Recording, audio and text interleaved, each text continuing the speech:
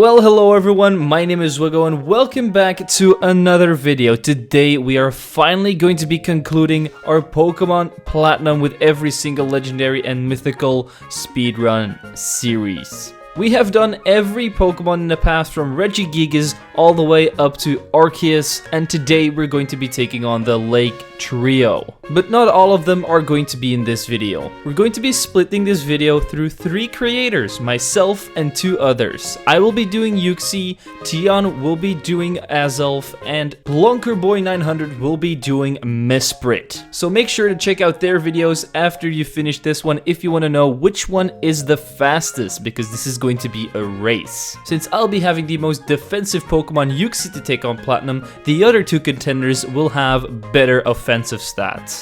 But does that mean that Uxie is going to rank last because it has a lot of defense and some very nice coverage moves? Before we get into the video, don't forget to predict where Uxie is going to be on this leaderboard right here. Is he going to be last? Is it going to be somewhere in the middle? Or might Uxie even pull out the first place? Also, don't forget to leave a like and subscribe if you haven't done that already, and make sure to check out Plonk and Tion. And with that out of the way, let's just jump right into Pokemon Platinum with a Uxie. I'll be naming myself Win because I think that I'll be able to beat Tion and Plonkerboy, even though I have probably the worst of the 3 mons. Not from a competitive perspective, because I know Uxie is actually pretty useful there. But for running through a game, it's not really that fast. My rival's name will be T-Plonk, a combination of their 2 names. We then go straight to the starter picking and make sure that we fight Piplup here because Empoleon is a steel type, which is going to resist our psychic type moves and make it the hardest on our Uxie. We still wipe the floor with the little penguin, meet up with our favorite blue-haired anime character man Cyrus, and go to Professor Rowan's lab to name my Uxie I Sleep,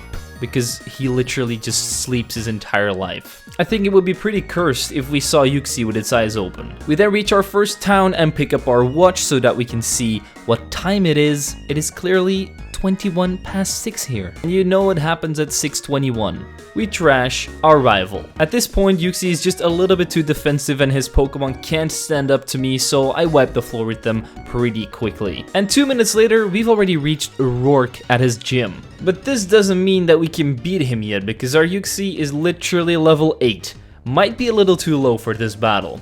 And I was right, I got swept by his Cranidos with Pursuit, which did a lot of damage, and my confusion barely scratched the surface of this Cranidos. But all we needed was just a couple more levels, and at level 11 we were already able to beat up his first Pokemon Geodude and then arrive at his Cranidos at level 12. And now our Uxie could actually take enough hits in order for it to be able to take out the Cranidos even after Rourke used the potion. The last Pokemon on his team was an Onix, which was a 3-shot with confusion, and the only reason we were able to pull this off was because he missed a rock throw. So with our first gym badge in hand, we arrived in Floroma Town where we had to fight some Team Galactic goons. They have Stunkies, which are part dark type, which means that I had to learn a return to Uxie in order to take them out because confusion wasn't hitting them. After sweeping the floor with them, we easily made our way to the Valley Windworks where we took on Mars. But Mars was pretty much a sweep, one-shotting her Zubat and then taking on a Perugly. I got pretty lucky because I was able to confuse it with my confusion. It hit itself more than enough times for my Uxie to be able to come out on top and save Valley Windworks, so we could travel to the next destination, which was the forest where we had to meet up with Cheryl. After wiping out half of the population of bugs on Earth,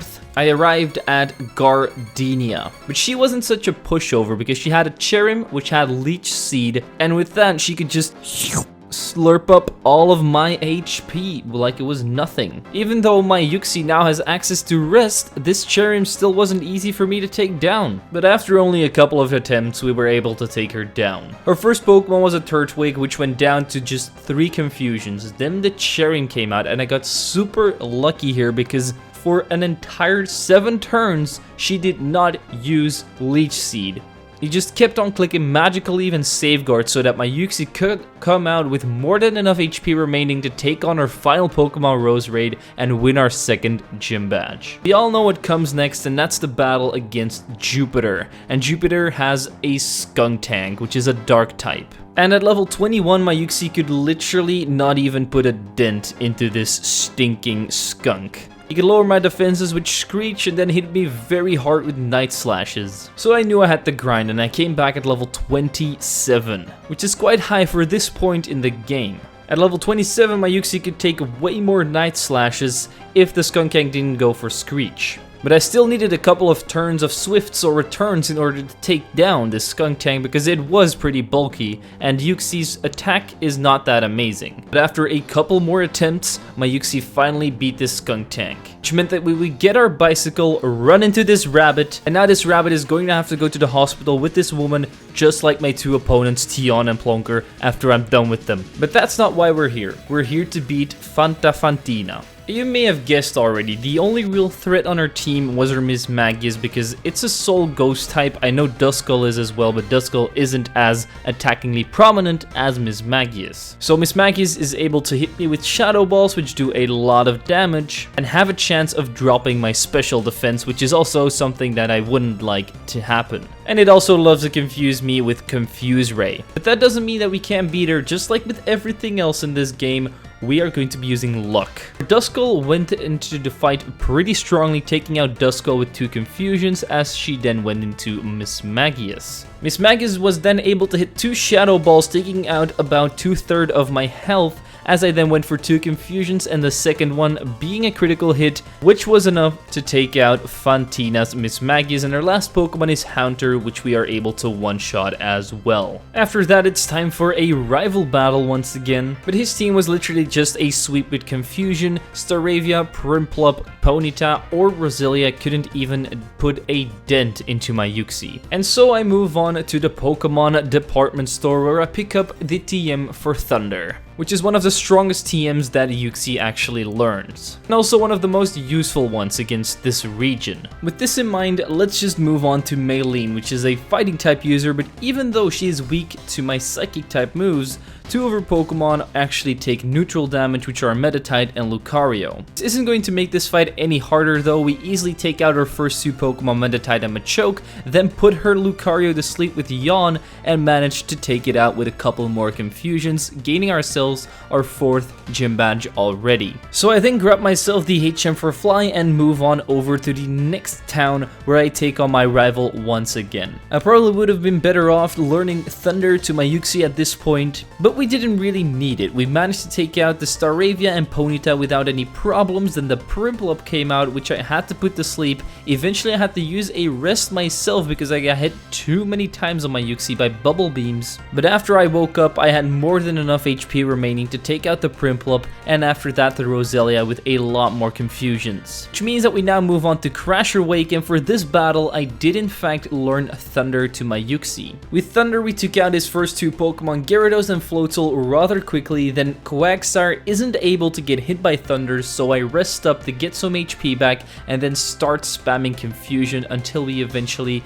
win our 5th gym badge as well. Up until this point, Uxie has proven to be a pretty nice asset. But is it going to be enough to beat my 2 rivals? I am not sure, because we have been struggling with dark types. After then meeting up with Cynthia and Looker, we find a horde of Psyducks, and this one just, I don't know what he did, but all the rest ran away.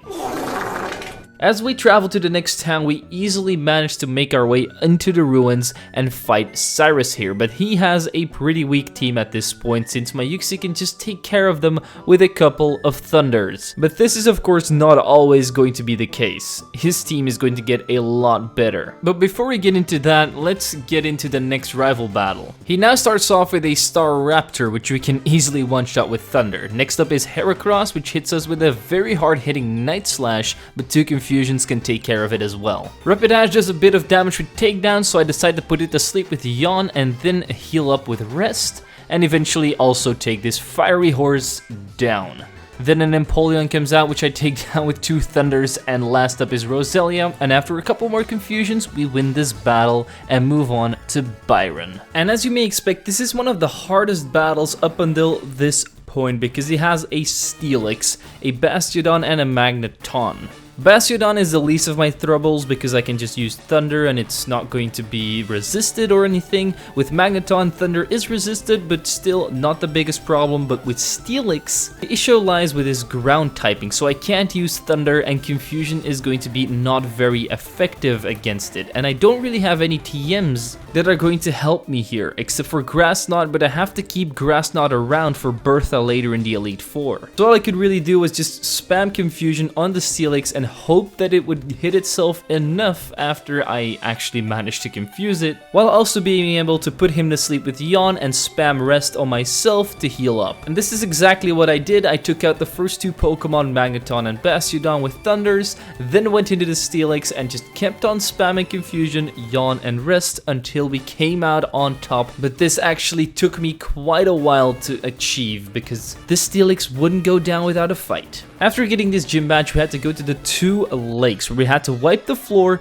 with Saturn and Mars. Both of them did not stand up to my Uxie, and we won both fights just at our first attempt. But then we had to walk through the snow to reach the 7th gym leader, Candace. I actually only had problems with two of her Pokemon, those being Abomasnow and Frostlass. Abomasnow mostly because it's pretty bulky and it could hit me very hard with a wood hammer, and it could resist my Thunder, which is my strongest attack. Frostlass on the other hand could just hit me very hard with her ghost type moves and Blizzard, which is never going to miss in the hail, but most of the time Abomasnow would come out after Frostlass, which means that there is no hail up.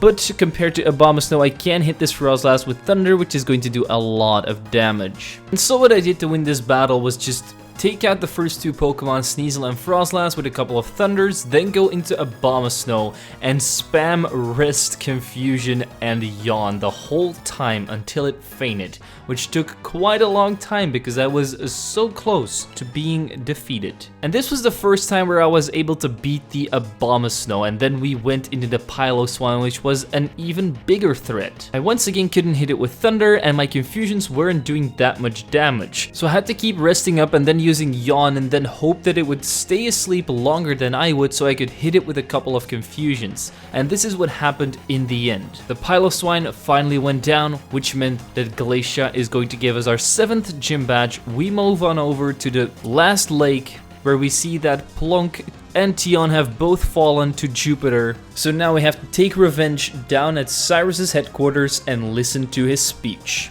You know the rules, and so do I. Say goodbye.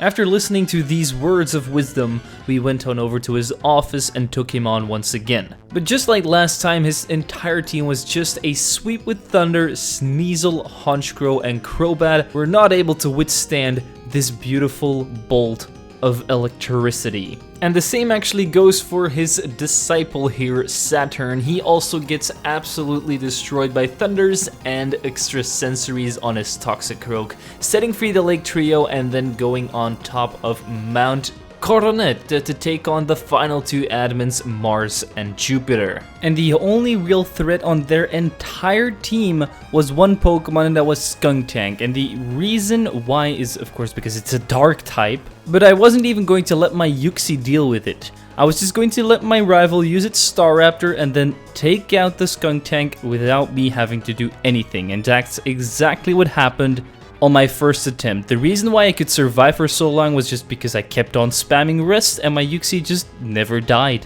And so we easily summoned the God of Space and the God of Time. While doing that, we created a black hole and we got sucked in. Yeah, that sounded pretty weird, I know. But guess who's in this black hole too? Cyrus, so it's time to beat him. And just like in every other Pokemon Platinum run, this is literally the hardest battle. Somehow, Cyrus's team is just too strong for every single legendary to take on because he manages to wipe the floor with me every single time I play this game. The biggest threats on this team are his Weavile and his Houndoom. Houndoom because it can burn me, and with that chip damage every turn, I just can't deal with that. But the Weavile can just do so much damage with Night Slash, so if I miss a Thunder, I'm basically dead. The rest of his team is Honchkrow, Gyarados, and Crobat, which I can easily take out with Thunder, so I just need to get past Houndoom and Weavile without taking too much damage. So that's exactly what I did. I took out Houndoom with 2 Thunders, Honchkrow with 1, then Weavile with 2 as well, and then the Crobat hit me with a Cross Poison, almost killing me, leaving me with 17 HP, but a Thunder took it out, and last up was Gyarados.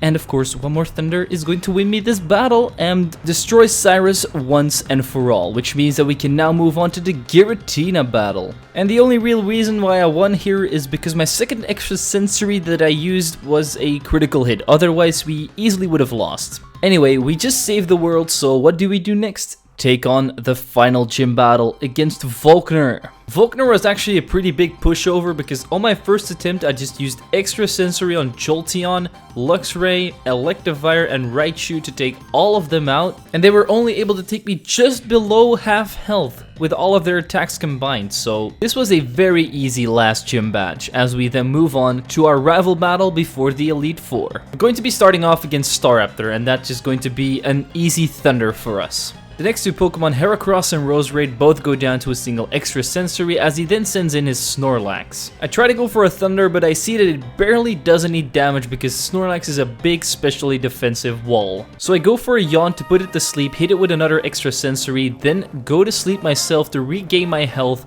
eventually wake up and then take it out with 2 more extra sensories as he then goes into his Empoleon, which gets obliterated by Thunder, but manages to hang on with just 1 HP, so an extra sensory is going to finish it off as he goes into his last Pokemon, Rapidash, which we can take out with an extra sensory or 2 as well. Which now means that we can go to the first Elite Four member, Aaron. He does have Bug-type Pokemon, which are super effective against my Uxie. But does this mean that Uxie is really going to struggle against him? Well, no, not at all actually. My first attempt was immediately the winning one.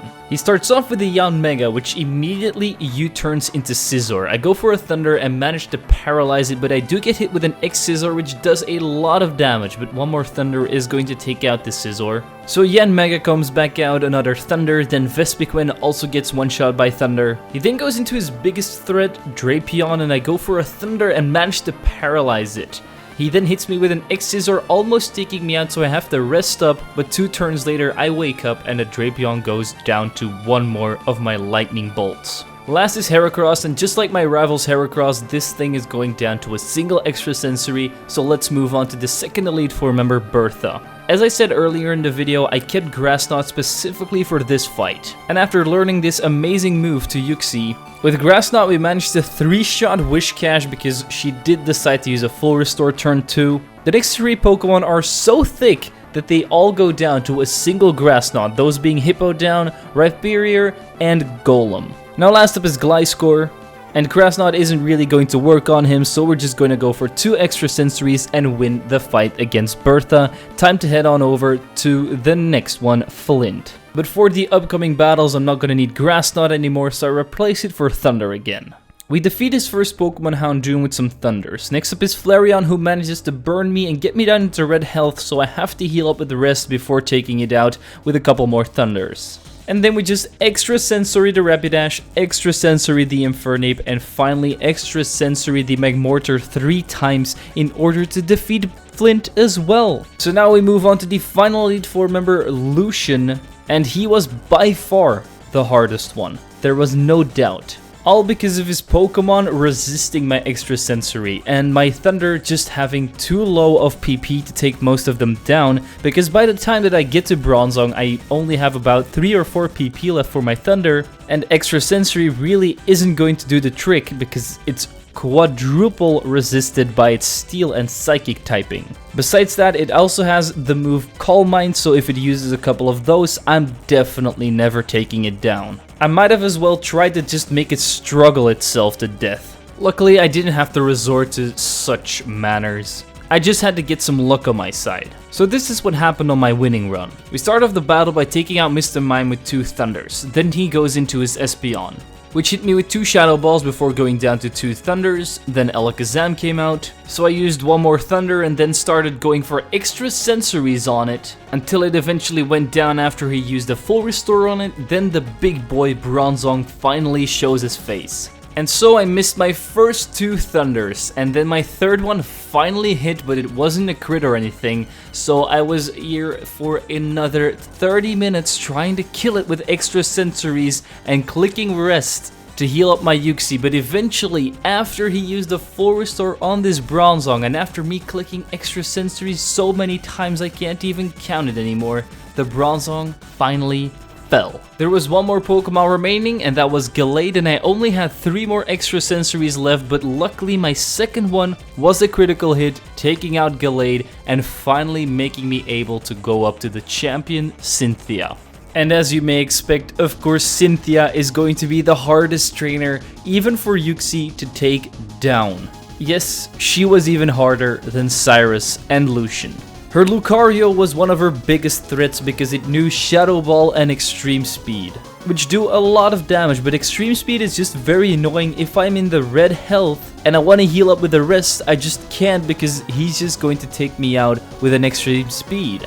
And besides Lucario, she also has a very strong Garchomp, as you all know.